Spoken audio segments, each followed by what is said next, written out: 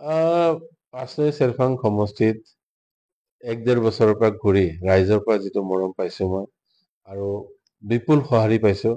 আৰু এই 1.5 বছৰত বহুত মানুহ লগ পাইছো, বহুতৰ পৰা মৰম পাইছো আৰু এই 1.5 বছৰত যিটো মানে ৰাইজৰ সমস্যা বুজি পালো। বহুত জেগাৰ খোৱা পানীৰ অসুবিধা আছে, বহুত জেগাত স্কুল কলেজৰ অসুবিধা, ৰাস্তাৰ অসুবিধা,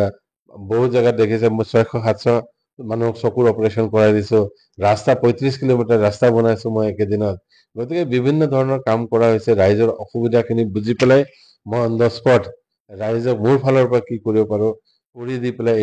এইখিনিলৈকে লৈ আহিছো আৰু আগলৈ মই তেনেকে লৈ যাম। মই যদি কালি MCLA হৈ পেলাই ইয়াৰ পৰা জিকি যাওঁ তেতিয়াহ'লেতো ভালকে আৰু কাম কৰিব পৰা যাব আৰু যদি MCLA হৈ জিকি নাযাওঁ বা ৰাইজে যদি মোক মানে